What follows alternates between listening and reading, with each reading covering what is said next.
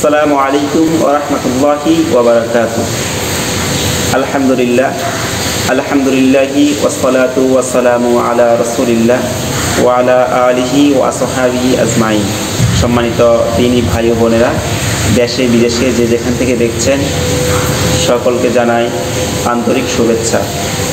আমরা এ পর্বে গোসলের মোস্তাহাব সম্পর্কে আলোচনা করব। মোস্তাহাব গোসল কীভাবে করতে হয়। মোস্তাহাব গোসল প্রথমত গোসলের নিয়ত করতে হবে। 2 নম্বর হচ্ছে ক্যাবলামুখী হয়ে গোসল করা। ক্যাবলামুখী হয়ে গোসল করা মোস্তাহাব। 3 নম্বর হচ্ছে পরিমিত পরিমাণ পানি ব্যবহার করা, অর্থাৎ আপনার গোসল করতে যতটুকু পানি প্রয়োজন আপনি ততটুকু পানি ব্যবহার করবেন।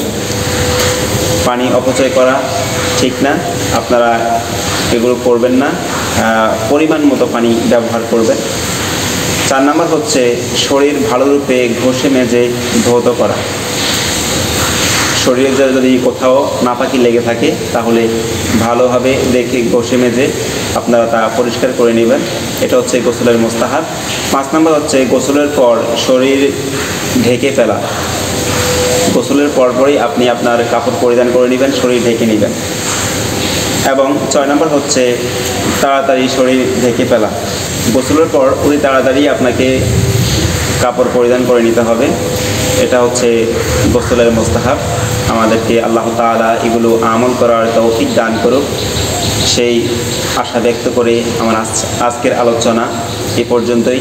আসসালামু আলাইকুম ওয়া রাহমাতুল্লাহি ওয়া বারাকাতুহু।